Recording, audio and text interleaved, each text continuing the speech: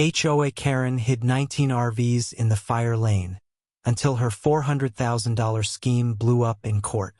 The red and blue lights flashed uselessly against a wall of motorhomes while my husband Jake, in his firefighter uniform, banged on RV windows that nobody answered, and Diane just watched, smug. "This is a private community matter," Diane told the dispatcher, blocking the fire lane debate while smoke curled from a neighbor's garage 2 doors down, flames climbing faster than anyone expected. By sunset that day, our HOA president would lose everything: her title, her reputation, and $400,000. But right then, she was still convinced she owned every inch of Brookhaven Estates. My name is Maria Hendricks, and 3 years ago my husband Jake and I bought our first home in Brookhaven Estates, a quiet gated community outside Tampa, hoping to raise our daughter Lily somewhere safe. Jake worked 24-hour shifts at Station 14, and I ran a small bakery from our converted garage, the kind of life where Sunday block parties and trimmed hedges felt like the American dream. We didn't know yet that the woman who greeted us with a fruit basket on move-in day, Diane Forsyth, ran this neighborhood like her personal kingdom, and fire lanes were the least of her secrets. Diane had been HOA president for 11 years, re-elected every term unopposed because she controlled the nomination committee and quietly discouraged anyone else from running against her. Her brother-in-law Carl served as treasurer, her best friend Patricia as secretary, and between the three of them, every HOA decision passed through Diane's kitchen table before it reached a vote. At first I admired how organized she seemed: color-coded violation letters, perfectly trimmed common areas, holiday lights synchronized like she'd choreographed the whole neighborhood herself. But neighbors whispered about fines that appeared overnight for things like a wind chime or a different shade of beige paint, while Diane's own house seemed exempt from every rule she enforced. Jake noticed it first: the fire lane behind our cul-de-sac slowly filling with motorhomes that weren't there when we moved in, parked nose to tail along the curb marked in faded red paint. When I asked Diane about it at a community potluck, she laughed and said the RVs belonged to friends of the association who needed temporary storage. Nothing official, nothing to worry about. Temporary turned into permanent, and within a year there were 9 RVs lined along what used to be open access for trucks, strollers, and, as Jake kept reminding me, fire engines. I started keeping a small notebook, dates, and license plates. Not because I planned to fight anyone, just an old habit from running a business where details mattered more than feelings. Patricia, the secretary, once caught my eye during a meeting when someone questioned the RVs, a flicker of discomfort crossing her face before she quickly looked back down at her notes. Jake's captain mentioned during a department training that several gated communities in our county had been cited for fire lane obstructions, and Brookhaven's name came up more than once. I mentioned this to Diane casually, expecting concern, but she waved it off, insisting she'd handled it personally with the fire marshal, an old family friend who understood community needs. Months later, I learned there was no old family friend, just an inspection report Diane had received and never circulated to the board, conveniently lost in what she called filing confusion. Our neighbor, Mr. Alvarez, 83 and using a walker, told me an ambulance once took 6 extra minutes navigating around the parked RVs the night his wife had a stroke. That story sat heavy in my chest for weeks, a quiet anger building that had nowhere to go yet, because nobody wanted to be the person who challenged Diane Forsyth directly. Then I noticed something stranger. Every RV owner paid Diane personally in cash for their storage permit, money that never appeared in any HOA financial statement Carl presented at meetings. I didn't say anything at first, telling myself it wasn't my business, focusing instead on my bakery orders and Lily's kindergarten graduation, pretending the fire lane wasn't my problem to fix. But Jake couldn't let it go. As a firefighter, blocked access wasn't abstract to him. It was the difference between a contained fire and a house turning to ash before help arrived. He started photographing the RVs every week, building a quiet record, The same instinct that made me keep my notebook now mirrored in him. Two halves of the same growing resolve. Diane noticed Jake's camera one Saturday morning and smiled too widely, saying, "Taking up photography, Jake? I didn't know firefighters had so much free time." A warning disguised as a joke. That night Jake told me he thought Diane suspected we were watching her. And for the first time since moving in, our beautiful gated community felt less like home and more like a stage. Neither of us knew yet that the real danger wasn't the RVs themselves, but how far Diane would go to protect whatever she was actually hiding behind that fire lane. The first real spark came when I parked my bakery delivery van in the fire lane for 10 minutes to unload wedding cake orders. Something I'd done without issue a dozen times before. Diane appeared within minutes, clipboard in hand, photographing my van from 3 angles while lecturing me about setting a dangerous precedent, as her own RV-renting friends idled nearby unbothered. I pointed out the 9 motorhomes permanently parked feet away, and Diane's face hardened into the calm, condescending smile I'd come to recognize as her warning sign before retaliation. "Those have special board authorization," she said. Though I'd never seen any such authorization in 3 years of meeting minutes I'd quietly started collecting from the community portal. 2 days later, I received a violation notice in the mail, $200 fine, for unauthorized commercial vehicle obstruction. The first fine our family had ever received in Brookhaven. I appealed at the next board meeting, calmly presenting photos of the RVs blocking the same lane for over a year, expecting at least one board member to acknowledge the obvious hypocrisy. Carl, the treasurer, simply repeated that the RVs had grandfathered status, a phrase that meant nothing legally but apparently meant everything in Diane's version of HOA governance. Patricia stayed silent, eyes on her notepad, and I realized then that whatever protection Diane offered her board allies came at the cost of their voice whenever it actually mattered.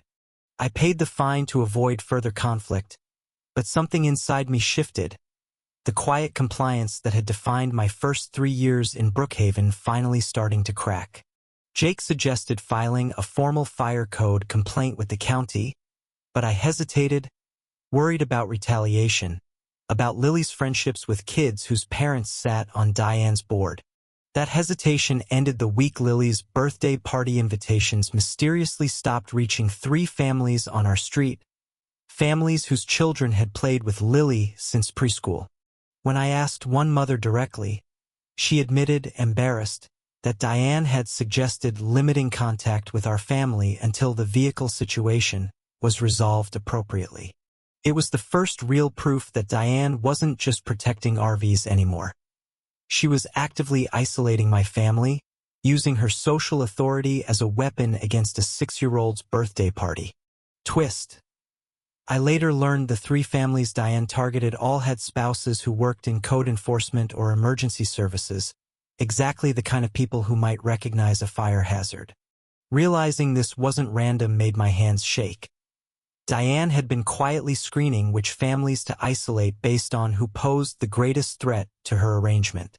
I called the county fire marshal's office anonymously, just to ask questions, and learned that fire lane violations required either an HOA self-report or an official site inspection request.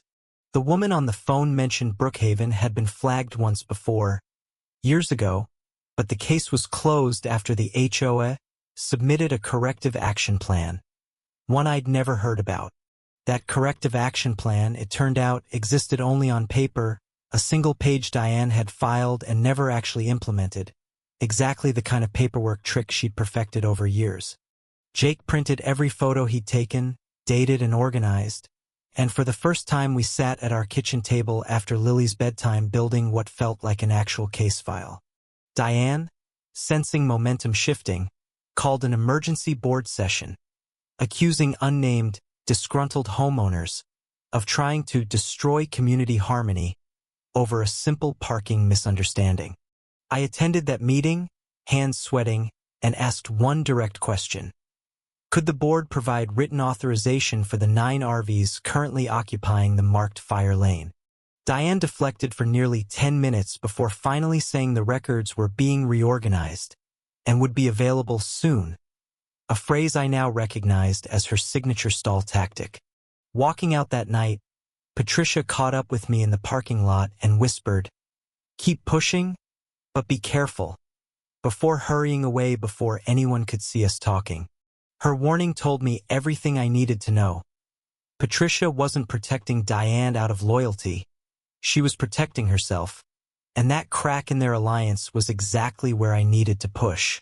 I filed a formal records request under our HOA bylaws, demanding documentation for the RV storage permits and any fire marshal correspondence Diane claimed had resolved the hazard years earlier.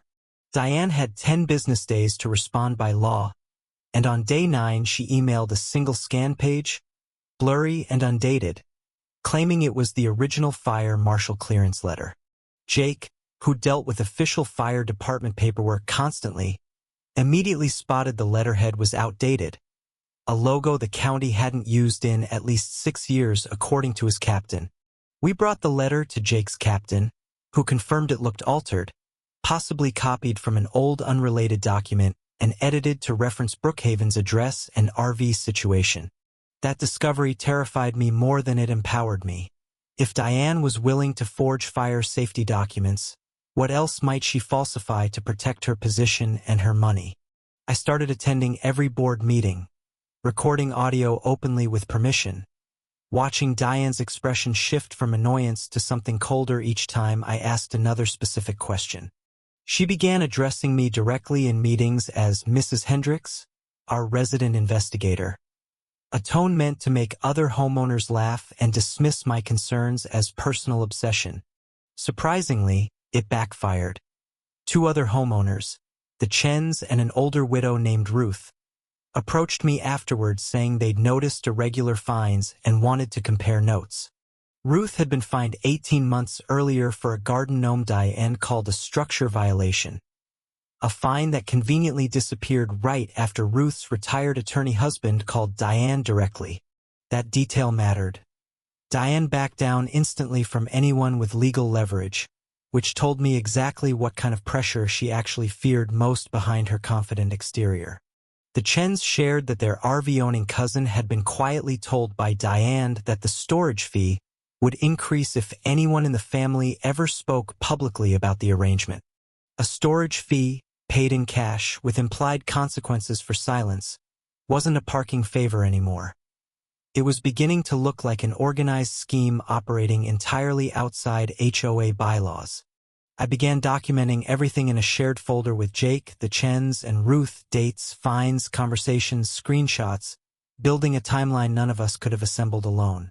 Diane noticed our growing alliance and responded by scheduling a community values meeting, where she subtly accused unnamed homeowners of spreading misinformation to destabilize Brookhaven.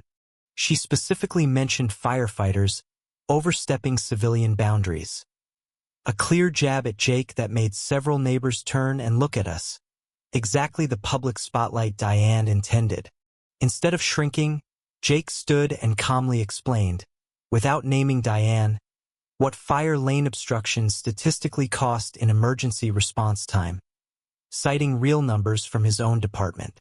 The room went quiet in a way I'd never experienced at a Brookhaven meeting, and for the first time, I watched genuine doubt flicker across faces that had always trusted Diane blindly. That night Diane sent me a text, unusually personal, warning that stirring up trouble could affect things you care about. Vague enough to deny later, but unmistakably a threat. I screenshotted it immediately and sent copies to Jake, Ruth, and the Chens, instinct telling me Diane had just made her first real mistake by putting intimidation in writing. 2 days later, my bakery received an anonymous health department complaint, claiming unsanitary conditions, triggering a surprise inspection that found nothing wrong but cost me an entire workday.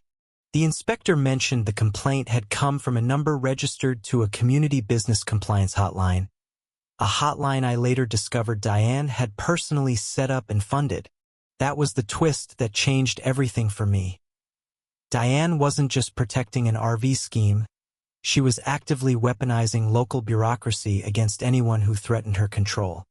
I stopped seeing this as a parking dispute and started seeing it as something closer to organized intimidation, and that reframing gave me a strange, steady kind of courage I hadn't expected. Ruth's retired attorney husband, hearing about the fake health complaint, offered to review everything we'd gathered, calling it a pattern any judge would find very interesting indeed. He explained that forged fire marshal documents, undisclosed cash payments, and retaliatory harassment could expose Diane personally, not just the HOA, to serious legal and financial liability. For the first time, the fear that had kept me quiet for years started transforming into something else. A calculated determination to gather proof strong enough that Diane couldn't talk her way out. Jake began coordinating informally with a fire inspector friend outside our county jurisdiction, someone with no personal ties to Brookhaven who agreed to review our photo timeline privately. That inspector confirmed what we already suspected. 9 permanently parked RVs in a marked fire lane constituted an active, ongoing violation serious enough to warrant immediate enforcement action. He warned us, though, that filing officially would trigger a formal investigation, meaning there was no quiet way back once we submitted everything. No version where Diane simply apologized and moved on. I asked Jake if he was ready for that, knowing it might make our neighborhood uncomfortable for years, and he said the real question was whether we were ready to live with doing nothing. We decided to wait just slightly longer, not out of fear, but strategy, hoping to gather even stronger evidence of the cash payments before triggering an investigation Diane could still spin publicly. Patricia, the secretary who'd warned me weeks earlier, finally agreed to meet privately, choosing a coffee shop 2 towns away, visibly nervous as she slid a folder across the table. Inside were photocopies of handwritten ledgers, Diane's own handwriting, tracking monthly cash payments from each RV owner labeled simply storage, totaling thousands of dollars every single month. Patricia admitted she'd kept copies for 2 years as insurance, terrified of what Diane might do if she ever tried to leave the board or speak up without protection. She'd never imagined actually using them until watching Diane threaten my family and falsify fire safety documents. Lines Patricia said even she hadn't believed Diane would actually cross. With Patricia's ledgers, Jake's fire safety report, the forged letter, and the recorded threat, we finally had something undeniable. A case built not on suspicion but on hard, dated evidence. Strangely, the weeks that followed felt eerily calm. Diane suddenly polite again, even waving cheerfully when our cars passed on the street, as if nothing had happened between us. She announced a community appreciation barbecue, catered lavishly, complete with a banner thanking residents for their patience during recent misunderstandings, her smile never once faltering. Jake stayed wary, reminding me that calm before confrontation wasn't peace. It was Diane recalculating, and recalculating women like her rarely stayed quiet for long without a plan forming underneath. Lily, blissfully unaware of any adult tension, made a new friend at the barbecue, and for one afternoon I let myself enjoy watching her run through sprinklers like nothing else mattered. Ruth's husband used the lull to quietly consult a real estate attorney about HOA fiduciary duty law, confirming that board members handling member funds personally could face serious civil liability.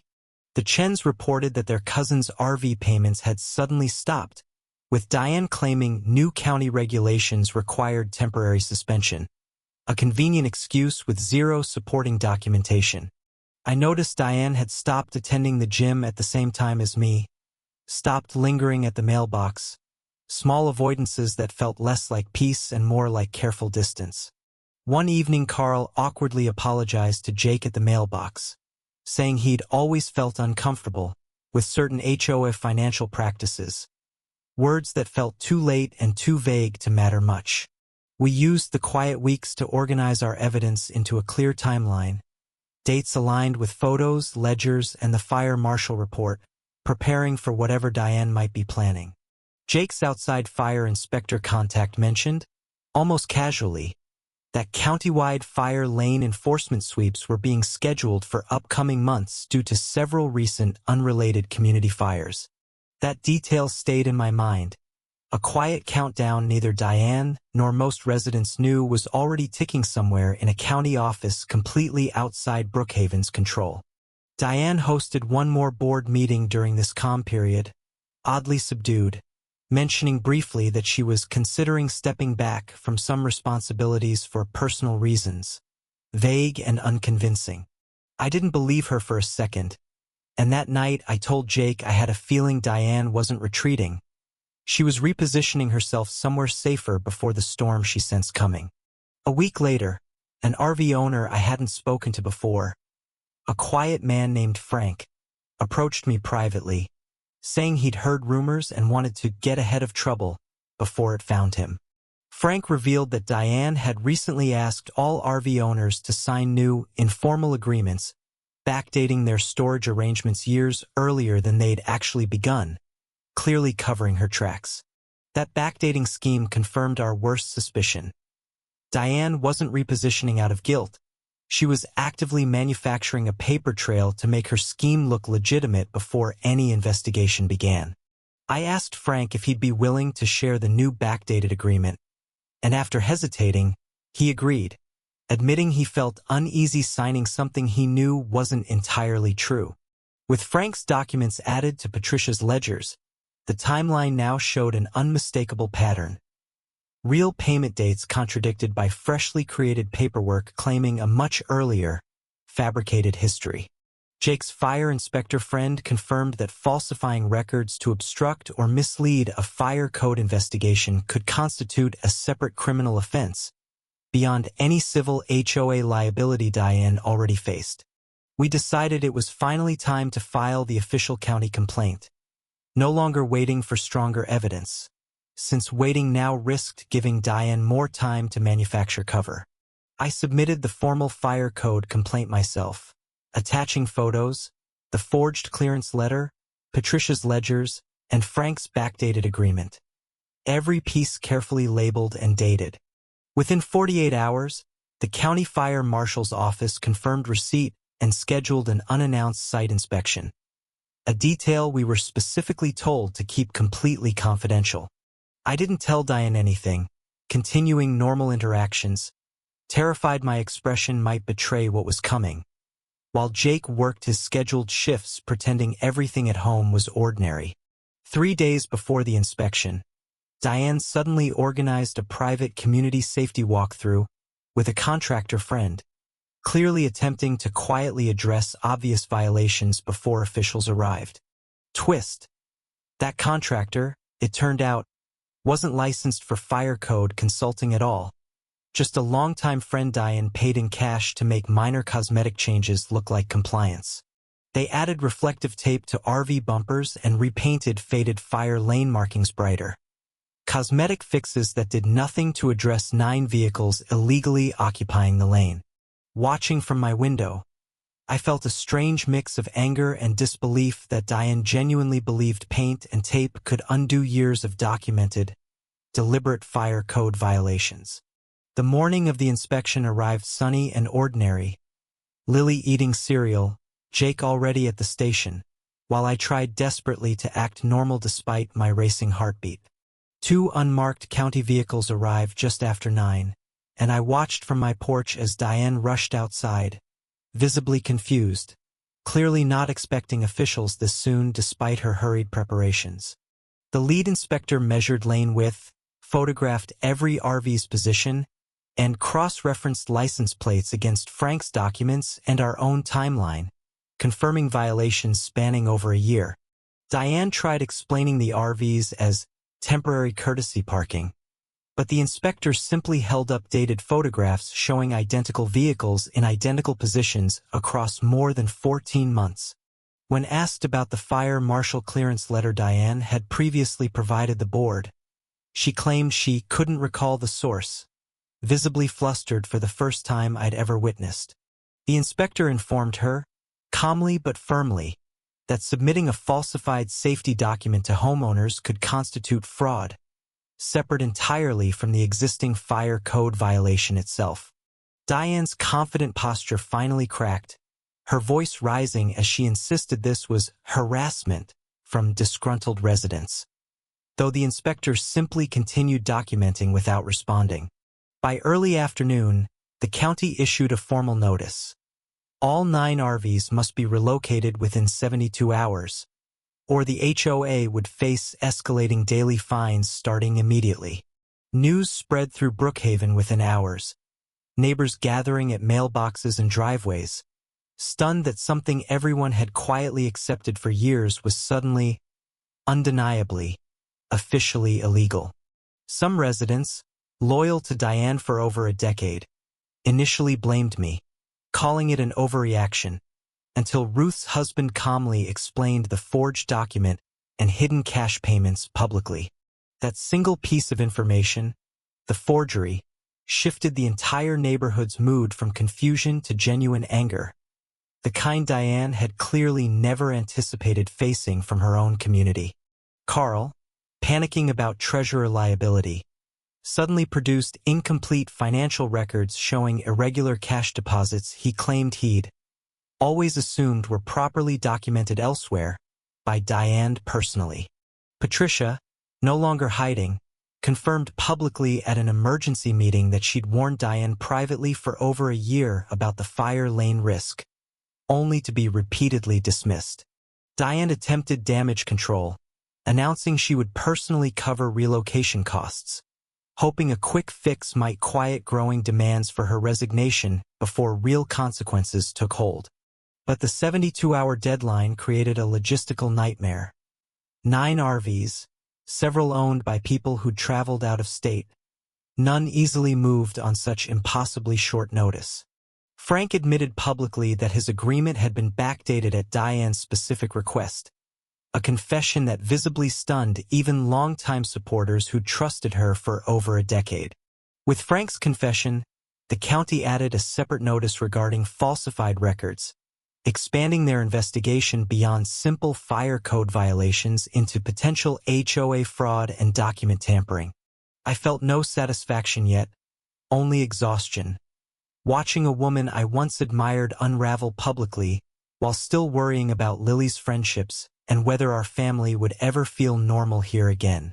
Jake reminded me gently that protecting people, even from someone you used to trust, was never about satisfaction. It was about making sure nobody else's 6 extra minutes ever mattered again. That night, someone slashed 2 tires on our car.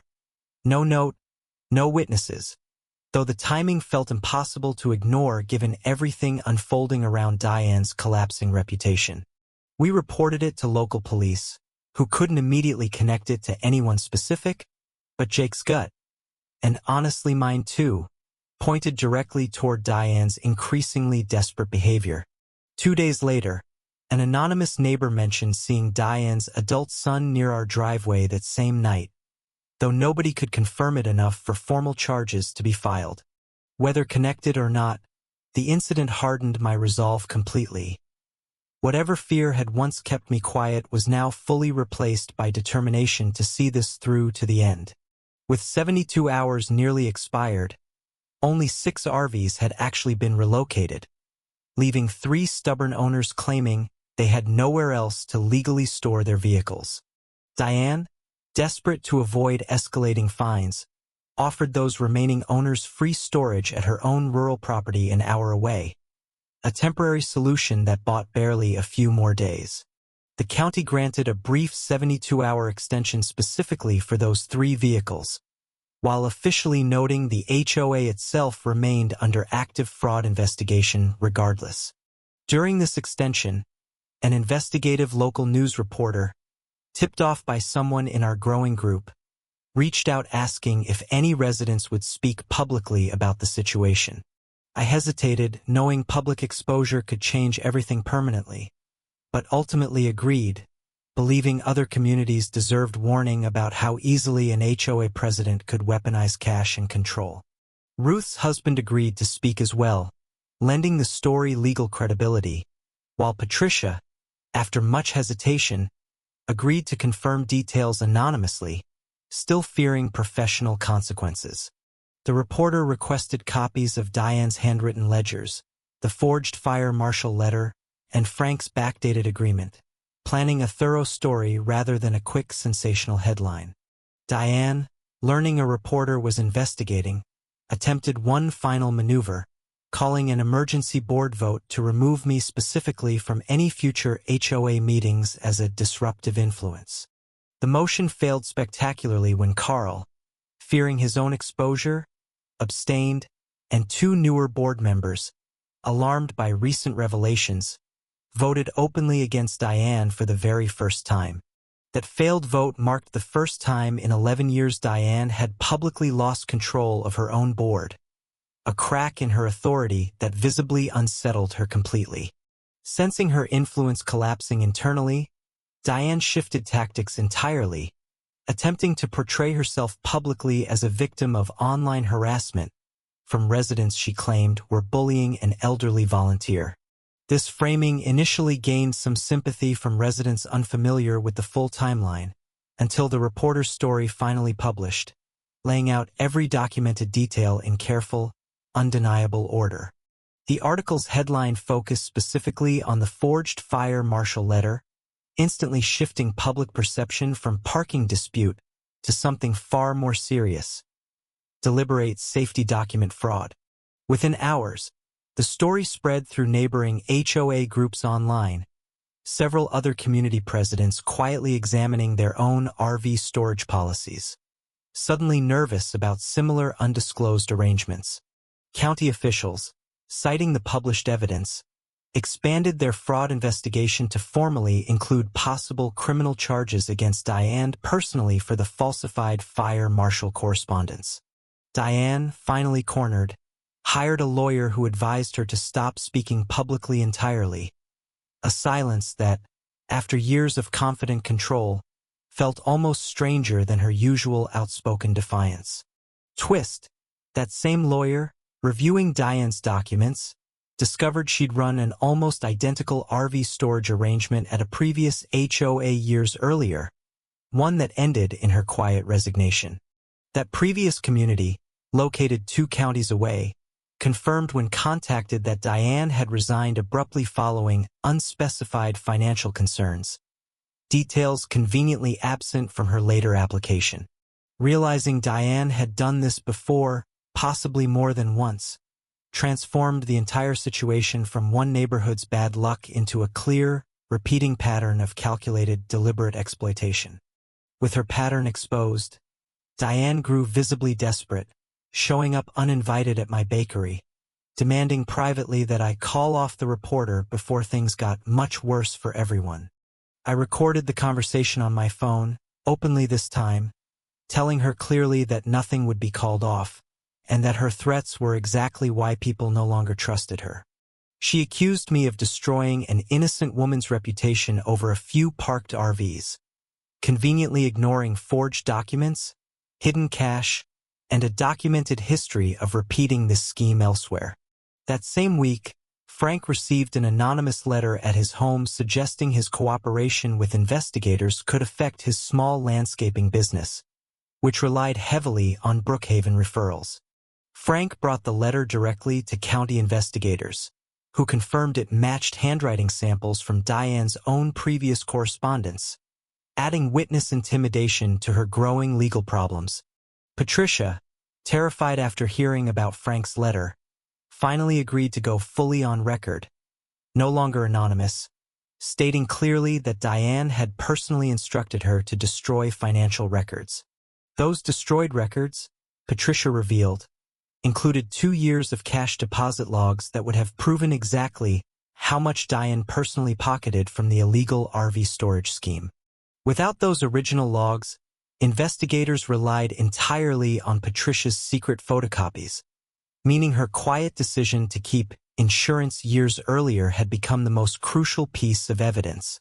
Diane, sensing total collapse approaching, made her most reckless move yet, attempting to quickly sell 2 RV storage rights to new buyers before any formal seizure or freeze occurred. County investigators, alerted by Frank, intercepted this transaction, freezing all related HOA accounts and personal assets connected to the RV arrangement before Diane could hide additional money. That financial freeze meant the HOA itself could no longer cover basic operational costs. Landscaping, lighting, security, since Diane's personal scheme had become tangled into community finances. Residents, furious about potential special assessments to cover Diane's frozen mismanagement, demanded an emergency homeowners meeting, the largest attendance Brookhaven had seen in over a decade. At that meeting, Diane attempted one final defense, claiming everything had been misunderstood, only for Carl, finally protecting himself, to publicly contradict her account in painful detail. Carl revealed that Diane had personally instructed him years earlier never to record the RV cash payments as official HOA income, calling it her personal arrangement, unrelated to community funds. That single admission destroyed any remaining ambiguity. Diane wasn't simply mismanaging an HOA program, she had deliberately operated a private, undisclosed business using community fire lanes as inventory. Stunned silence filled the room, broken only when Ruth stood and asked directly how many years residents had unknowingly subsidized risk, while Diane quietly profited from their shared safety. Diane, cornered completely, lashed out unexpectedly, accusing me specifically of orchestrating a personal vendetta since our very first parking dispute, finally revealing how personally she'd taken it. I responded calmly, reminding everyone present that my only original complaint had been about Mr. Alvarez's ambulance delay, a detail that visibly affected several elderly residents listening closely. Mr. Alvarez himself, attending despite his walker, confirmed publicly that the delayed ambulance incident had genuinely terrified his wife, adding real human stakes beyond financial or legal arguments. That testimony shifted the room's energy entirely. This was no longer an abstract dispute about fines and paperwork, but a direct, documented connection between Diane's greed and genuine danger. Sensing she'd completely lost the room, Diane attempted a dramatic exit, only to be stopped by two newer board members formally announcing a motion for immediate emergency removal proceedings. The motion required gathering signatures from a percentage of homeowners, something that, given the evening's revelations, took barely an hour to collect well beyond the necessary threshold. Diane, realizing removal was now essentially guaranteed, made one last desperate attempt, threatening legal action against defamatory residents while her own lawyer visibly winced at her statements. That same lawyer quietly informed her afterward, according to Patricia, that further public threats risked strengthening the county's emerging criminal case rather than protecting her remaining position. Diane disappeared from public HOA functions for nearly 2 weeks afterward, communicating only through brief, carefully worded emails insisting she remained fully committed to resolving concerns fairly. During her absence, the temporary acting board, led by Patricia and the two newer members, discovered additional ledgers hidden in a locked storage closet behind unrelated holiday decorations. Those additional ledgers extended the documented cash payment history back nearly 4 full years, far longer than anyone had previously suspected, totaling well over $100,000. County investigators, reviewing this expanded evidence, formally upgraded their case, now examining whether Diane's actions constituted organized fraud rather than isolated financial misconduct. Meanwhile, the original fire lane violation deadline finally expired completely, forcing the last 3 remaining RVs to relocate permanently, restoring full, unobstructed emergency access for the first time in years. Watching fire trucks drive smoothly through that previously blocked lane during a routine training exercise felt strangely emotional, proof something fundamental had genuinely changed in our neighborhood. Diane, attempting one final public relations move, released a lengthy social media statement claiming she'd been targeted by a coordinated campaign, tagging local news accounts for sympathy. That statement backfired immediately when several previous Brookhaven residents, long since moved away, commented publicly describing similar fines, intimidation, and unexplained cash arrangements from years earlier. One former resident specifically mentioned being forced to pay Diane directly for a special exception regarding a fence height violation. Money that, like the RVs, never appeared in HOA records. These accumulating testimonies painted a portrait far larger than fire lanes alone, suggesting Diane had quietly monetized her HOA authority across multiple categories for the better part of a decade. County investigators began reaching out individually to these former residents, building what one detective privately described to Jake as one of the more thorough HOA fraud cases they'd handled. Diane's adult son, previously suspected but never charged regarding our slashed tires, suddenly moved out of state entirely, a detail investigators noted but couldn't yet directly connect to anything. With criminal charges now appearing increasingly likely, Diane's lawyer reportedly advised exploring a plea arrangement, hoping to limit potential prison exposure in exchange for full financial restitution. Residents, learning restitution might be possible, began calculating exactly how much they'd personally lost through inflated fines, special assessments, and the recently frozen, mismanaged operating account. That total, combined with relocation costs, lost litigation, frozen account penalties, and emergency fire code compliance upgrades, eventually approached the staggering figure of $400,000. Hearing that number spoken aloud during a county briefing genuinely shocked me. What began as a single-block delivery van had somehow uncovered damage on a scale none of us imagined. Jake squeezed my hand tightly during that briefing, both of us silently remembering Mr. Alvarez's terrified wife and realizing how much worse things could have become if we'd stayed quiet. With Diane's formal removal vote scheduled, criminal charges pending, and the full financial scope finally documented, Brookhaven stood right at the threshold of the consequences everyone had awaited. The night before Diane's official removal vote, the neighborhood felt unusually tense, porch lights glowing later than usual, small groups of neighbors gathering quietly to discuss tomorrow. Lily asked me innocently why everyone seemed nervous lately, and I struggled to explain accountability and consequences in terms simple enough for a 6-year-old to genuinely understand. Jake, scheduled for a 24-hour shift that exact night, worried about missing the vote entirely, though I assured him this fight had always belonged to all of Brookhaven, not just us. Patricia called me privately that evening, voice shaking slightly, admitting she felt guilty enjoying any part of Diane's downfall despite everything Diane had personally put her through. I told Patricia honestly that complicated feelings made sense, that recognizing harm didn't require erasing every complicated human moment shared with someone who genuinely hurt so many people. Carl sent a brief, awkward text apologizing specifically to our family, admitting he'd looked away too many times, rather than challenging Diane's increasingly questionable financial instructions. I didn't fully forgive him, but I appreciated the honesty, recognizing accountability sometimes arrives imperfectly, in small overdue admissions rather than dramatic, complete redemption arcs. Ruth's husband reviewed the formal removal procedure one final time, confirming every legal requirement had been properly met, leaving Diane genuinely no procedural escape route remaining. Frank mentioned quietly that he'd already begun looking for new, completely legal storage solutions for his RV, relieved, surprisingly, to finally operate without secrecy or constant anxiety.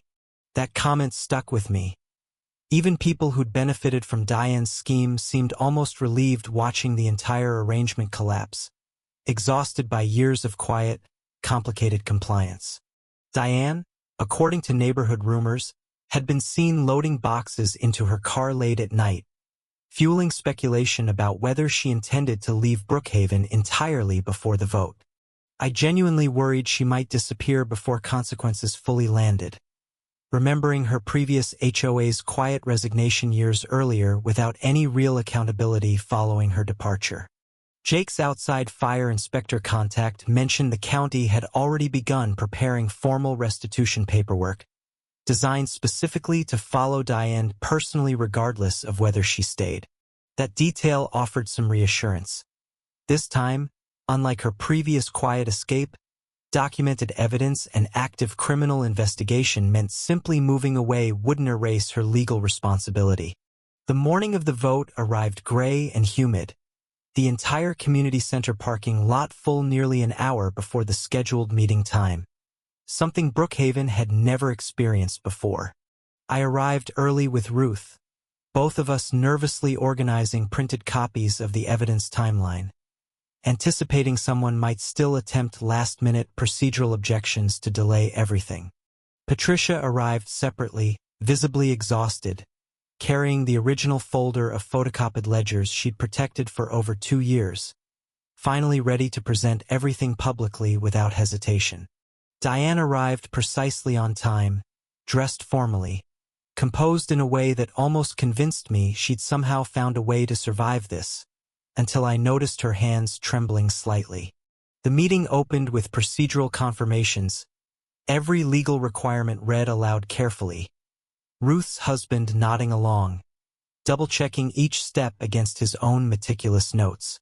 Diane requested one final opportunity to address residents directly before voting began, and the acting board, wanting full procedural fairness, reluctantly granted her exactly 5 uninterrupted minutes. She spoke about her 11 years of service, her love for Brookhaven, carefully avoiding any direct mention of forged documents, hidden cash, or her previously undisclosed HOA history elsewhere. Watching her perform genuine emotion so convincingly, I almost understood briefly how she'd controlled this community unopposed for over a decade without facing meaningful resistance until now. But then Mr. Alvarez, unprompted, slowly stood from his seat near the front, asking Diane directly whether she remembered the night his wife's ambulance arrived 6 minutes late. Diane's carefully composed expression finally cracked completely, genuine emotion replacing performance, though it came far too late to undo years of calculated, deliberate disregard for safety. She sat down without finishing her remaining time, and the acting board chair, voice steady, announced the formal vote on Diane Forsyth's immediate removal would now officially begin. Ballots, printed beforehand, were distributed methodically while the room remained almost silent, except for occasional whispers. Everyone aware this moment represented years of accumulated frustration. I voted, hands steady despite everything, thinking briefly of that very first violation notice, the slashed tires, Lily's missing birthday invitations, and finally, simply, a terrified ambulance ride. Jake, despite his shift, managed a brief video call during his break, watching silently as ballots were collected, his expression carrying the same quiet, exhausted relief I felt myself. While ballots were being counted, county investigators, coordinating separately, confirmed they'd be present immediately following the meeting to formally serve Diane with her investigation paperwork. That timing wasn't accidental. Officials wanted Diane publicly removed from power before any criminal documentation, ensuring no remaining authority could complicate active legal proceedings. As counting continued, Patricia quietly handed me the original ledger folder, saying she wanted me, specifically, to keep it safe until everything was fully and officially resolved. I accepted it carefully, understanding its weight extended far beyond paper, representing 2 years of Patricia's quiet courage hidden beneath constant fear of exactly this confrontation. Finally, the acting chair stood, results in hand, clearing her throat as the entire community center fell into the kind of silence that precedes something everyone already somehow knows. By a vote of 94-3, she announced, Diane Forsyth is hereby removed, effective immediately, from her position as Brookhaven Estates Homeowners Association president. The room erupted, not with cheering exactly, but with something deeper, exhausted exhales, quiet tears, neighbors gripping hands they hadn't realized they'd been holding the entire meeting. Diane sat frozen, staring at the results sheet as though disbelief alone might somehow change 11 years of unchecked authority disappearing in a single, final, overwhelming vote. Before she could even fully process the announcement, 2 county investigators entered through the side door, exactly as planned, approaching her directly with formal paperwork in hand. Diane Forsyth, one investigator stated clearly, loud enough for the entire room to hear, "You're being formally served regarding ongoing fraud and falsified safety documentation charges." Gasps rippled through the crowd, several residents who doubted the severity of everything finally understanding, completely, that this had never been simple neighborhood drama or personal vendetta. Diane stood abruptly, attempting one final defiant statement, insisting everyone would regret this. Her voice cracking in a way that betrayed genuine panic beneath years of practiced confidence. Carl, sitting nearby, quietly slid his own resignation letter toward the acting board chair, choosing accountability voluntarily rather than waiting for further investigation into his negligence. That small gesture, while not erasing his earlier silence, felt like the first genuinely selfless decision Carl had made throughout this entire exhausting, drawn-out community ordeal. Outside, as Diane was escorted toward the investigator's vehicle, several neighbors who'd remained loyal to her until tonight stood silently, watching, caught between disbelief and quiet shame. I watched from the community center doorway, Ruth beside me, both of us silent, neither triumphant nor entirely satisfied, just relieved that something genuinely dangerous had finally been stopped. Diane paused briefly before entering the investigator's vehicle, turning directly toward me across the parking lot, her expression unreadable, somewhere between anger, humiliation, and recognition. She didn't say anything, and honestly, I didn't need her to. Everything that needed saying had already been said through evidence, testimony, and 11 years finally catching up completely. News vans, alerted earlier by the reporter who'd published the original story, arrived just in time to capture Diane's departure, footage that would air repeatedly across local news that evening. Watching the broadcast that night with Jake and Lily already asleep upstairs, I felt strange seeing our quiet neighborhood drama transformed into a cautionary statewide story about accountability. The reporter's follow-up story specifically highlighted the $400,000 financial impact, breaking down fines, frozen accounts, legal costs, and emergency compliance expenses line by line. That number alone generated significant public attention, several state legislators publicly referencing Brookhaven while discussing proposed HOA transparency reform bills already moving through committee. Diane's bail hearing, scheduled days later, drew unexpected attention when prosecutors revealed evidence suggesting her previous HOA 2 counties away had experienced remarkably similar irregularities.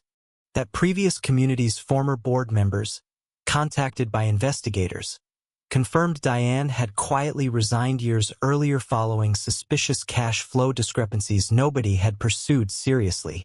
Realizing Diane had likely repeated this exact pattern across multiple communities transformed public perception entirely, from one neighborhood's unfortunate experience into a genuine multi-year pattern.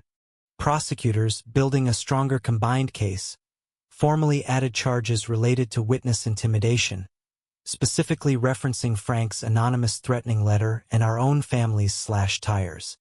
Though investigators still couldn't definitively connect the tire slashing directly to Diane personally, the broader pattern of intimidation strengthened their overall case significantly during hearings. Diane's lawyer, faced with mounting evidence, financial freezes, and a documented pattern crossing multiple communities, began seriously discussing plea negotiations rather than risking a public trial. Meanwhile, Brookhaven's newly elected interim board, led temporarily by Patricia, began immediately implementing transparent financial reporting practices, including monthly public disclosures of every dollar. Residents, finally seeing exactly where their HOA fees went, expressed genuine relief, several mentioning they'd quietly worried about financial mismanagement for years without ever feeling safe. I was invited, somewhat unexpectedly, to join the newly formed Financial Oversight Committee, a role I accepted cautiously, determined to help prevent any future leader from repeating Diane's mistakes. Jake's department formally commended our family's persistence, citing our case as an example during regional fire safety training about the real-world dangers of obstructed emergency access lanes. Mr. Alvarez, healthier now, thanked us personally during a quiet evening walk, admitting he'd never expected real accountability after that terrifying delay, assuming powerful people never faced consequences. His gratitude meant more to me than any news coverage or formal vote tally, a reminder that this entire exhausting fight had always genuinely been about real human safety, not abstract principle. Diane, eventually accepting a plea agreement, avoided trial but received significant financial restitution requirements alongside a permanent ban from ever serving on any HOA board again statewide. That restitution, combined with frozen assets from her RV scheme and previous community irregularities, covered a substantial portion, though not entirely all, of Brookhaven's documented financial damage. Carl, cooperating fully throughout the investigation, avoided criminal charges himself but faced a separate civil judgment requiring partial personal restitution for his own treasurer negligence. Patricia, recognized publicly for her crucial cooperation, faced no legal consequences whatsoever, her 2 years of quiet, frightened documentation ultimately becoming the most important evidence in the case. Frank, despite his earlier participation in the backdating scheme, received leniency from prosecutors specifically because of his voluntary cooperation and the intimidating letter he'd promptly reported. Watching this entire complicated web finally resolve, I realized accountability rarely arrives as a single dramatic moment, but rather as dozens of smaller, difficult, courageous decisions together. Brookhaven, scarred but genuinely safer, slowly began rebuilding trust, neighbors talking openly again, board meetings finally transparent, and our previously blocked fire lane remaining permanently clear. Months later, at Diane's formal sentencing hearing, the judge specifically cited her documented pattern across multiple communities as justification for the unusually strict statewide leadership ban imposed. Local news covered the sentencing briefly, a final small article compared to the extensive earlier coverage. Diane's name now permanently associated with HOA fraud rather than community leadership. I attended the sentencing quietly, sitting near the back, not for satisfaction exactly, but for closure, needing to witness the official ending of something that had consumed years of our lives. Diane never looked toward me during the proceedings, her attention fixed entirely on her lawyer and the judge, perhaps finally understanding this conclusion no longer depended on her control. Outside the courthouse afterward, a local reporter asked for my reaction, and I simply said that real safety should never depend on whether residents feel brave enough to challenge authority. That quote, surprisingly, became the headline of the final follow-up article, something I hadn't intended but felt genuinely proud to see represent everything our exhausting fight had been about. Brookhaven's Homeowners Association, under Patricia's continued interim leadership, formally adopted new bylaws requiring independent annual financial audits, designed to prevent undisclosed cash arrangements entirely. The new bylaws also established term limits for board presidents, a detail residents specifically requested after recognizing how 11 unchallenged years had allowed Diane's scheme to grow undetected. I declined nominations to run for president myself, preferring instead my ongoing role on the Financial Oversight Committee, content contributing meaningfully without ever holding unchecked authority again. Jake's fire department formally updated their regional training materials, using our anonymized case study to teach new firefighters specifically about recognizing fire lane obstructions early. Mr. Alvarez's wife, fully recovered, often waved cheerfully whenever Jake drove past in uniform, a small, ordinary moment that somehow always reminded me exactly why this fight had mattered. Frank successfully relocated his RV to a legitimate storage facility, occasionally mentioning how strange it felt finally operating without secrecy, anxiety, or quiet underlying guilt weighing on him. Patricia, eventually elected formally as Brookhaven's new president the following year, ran transparently, sharing every financial detail openly, determined never to repeat the silence that haunted her.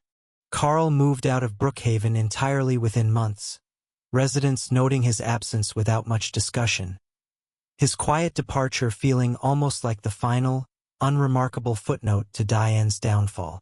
Diane's former rural property, where she'd briefly stored displaced RVs during the crisis, was eventually sold as part of her broader financial restitution requirements following sentencing.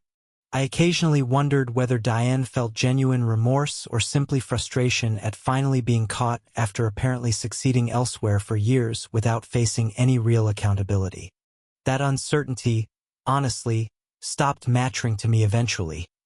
Her internal feelings no longer affected our community's safety, transparency, or the genuinely improved trust rebuilding among residents.